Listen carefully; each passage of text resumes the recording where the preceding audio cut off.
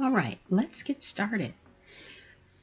Let's start with an oval shape for our head. We're going to do a more oval shape, and that height of the head we're going to count down.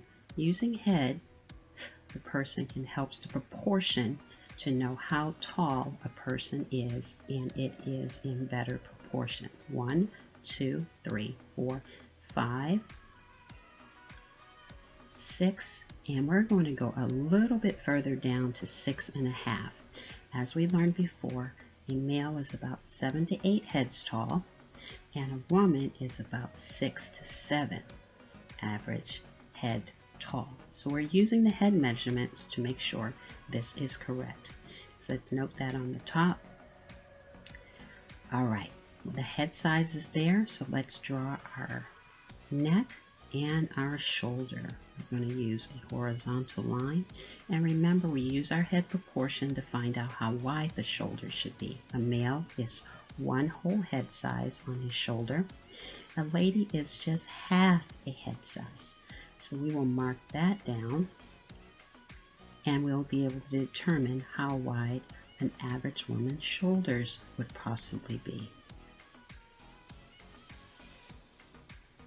Nice job, scholars. As we're watching this demo, we'll be able to come back and really go step by step. All right, let's go down. Now we're counting to get our hip bone.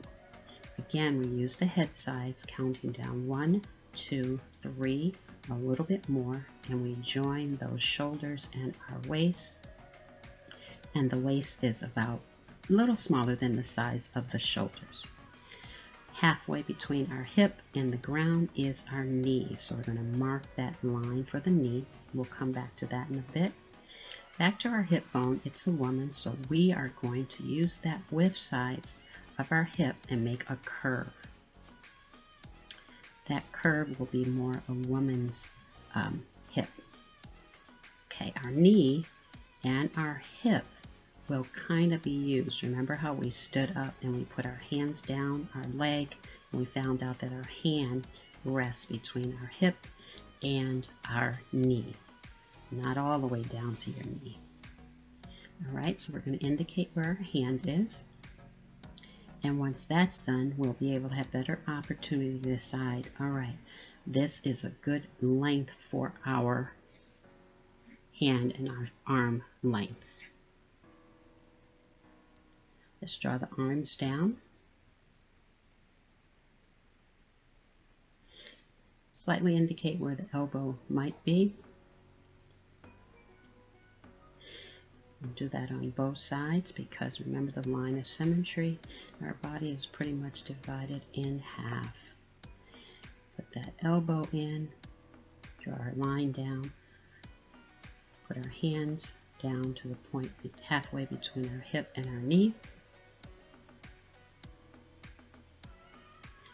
And this determines the movement when we start getting into different positions of our character.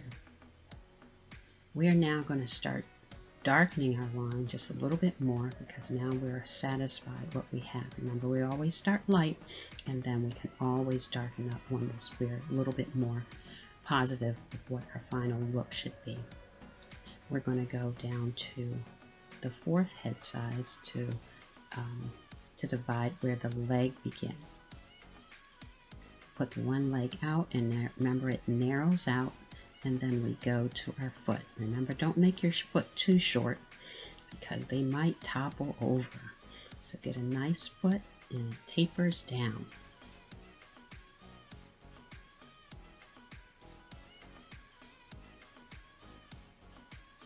Again, beginning to darken those areas so we can see it a little bit better. Where our waist is, where our shoulders, our body is.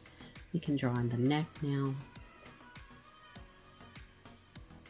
Let's put that in. Good, I think that's a good idea. Now, let's give it a little indication of the ears. And remember, our ears is below our center line on our head. Our hair starts halfway between the upper portion of our head oval. You can be very creative without type of hairstyle you'd like to put in there. Just indicating it for right now, and then you can decide how detailed you want your drawing to be. But this is our rough guide to make sure we understand the positioning of all the parts of the body.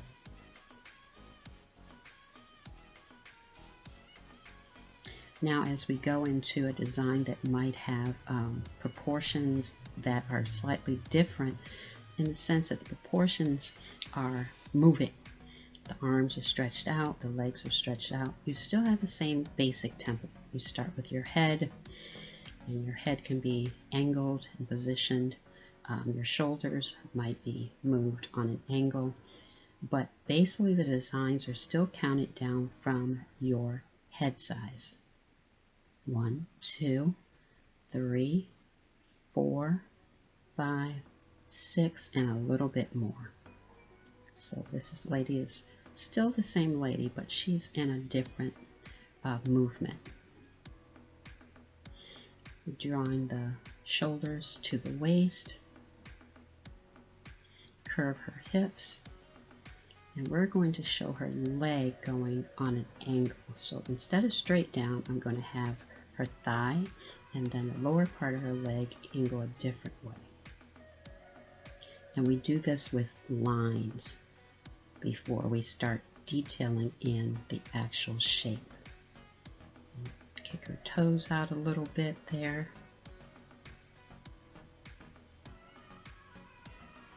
And let's try to get that other leg, and the other leg showed that it was straight down.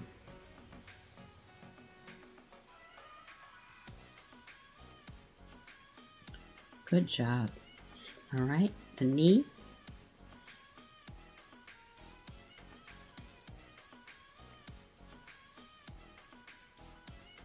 And add her foot. And I usually try to use the foot with more triangle until you can detail it. Just use it as a triangle wedge shape. Back up to her shoulder and arm line. We'll have her have one arm facing out.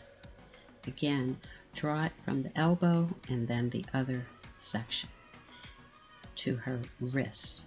But they all taper down from more of like a cone shape at the beginning top part, and then taper to either the elbow or tapering to the wrist. I'm darkening the lines now that we're kind of satisfied. Darkening the head so you can see a little bit better.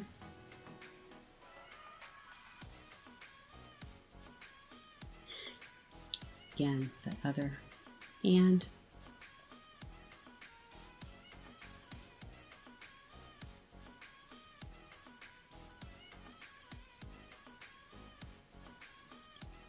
Let's darken the waist. Belt line might be. Let's put in our symmetry lines for the face so we know where the eyes should go, right on that middle symmetry line, the ears on the bottom side, the nose mark in the mouth, as we've learned.